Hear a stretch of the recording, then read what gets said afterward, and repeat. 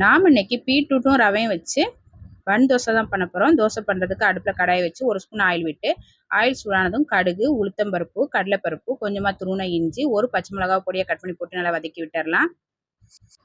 இப்போ இது கூட ஒரு பீட்ரூட்டை துருவி எடுத்து வச்சுருக்கிறேன். பீட்ரூட் சேர்த்து நல்லா வதக்கி விட்டுறலாம். இப்போ இது கூட கொஞ்சமாக பெருங்காயத்தூள், தேவையான அளவு உப்பு எல்லாம் சேர்த்து நல்லா வதக்கி விட்டுறலாம்.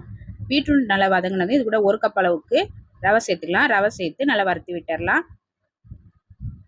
இப்போ இது கூட கொஞ்சமாக மல்லியிலை சேர்த்துக்கலாம். மல்லியிலை சேர்த்து கலந்துட்டு நல்லா ஆற வச்சிடலாம். நல்லா ஆறினதுக்கப்புறமா 1/2 கப் அளவுக்கு தயிர், 1/2 கப் அளவுக்கு தண்ணி எல்லாம் சேர்த்து நல்லா கலந்துட்டு மூடி போட்டு ஒரு 1/2 மணி நேரத்துக்கு ரவையை நல்லா ஊற வச்சிடலாம். ஒரு 1/2 மணி நேரம் ரவை நல்லா ஊறினதுக்கப்புறமா இது கூட கொஞ்சமாக 1/4 ஸ்பூன் அளவுக்கு பேக்கிங் சோடா, ஒரு 1/4 டம்ளர் அளவுக்கு தண்ணி எல்லாம் சேர்த்து நல்லா கலந்துடலாம். இப்போ அடுப்பில் ஆப்பச்சட்டி வச்சு 1 ஸ்பூன் ஆயில் விட்டுருக்கேன். ஆயில் சூடானதும் மாவு எடுத்து கொஞ்சமாக ஊற்றிடலாம்.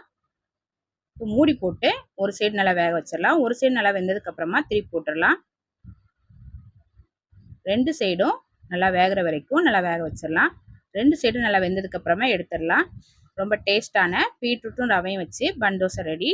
பிரேக்ஃபாஸ்ட்டுக்கு இந்த மாதிரி செஞ்சு சாப்பிடுங்க. ரொம்ப நல்லாயிருக்கும். ட்ரை பண்ணி பாருங்கள்.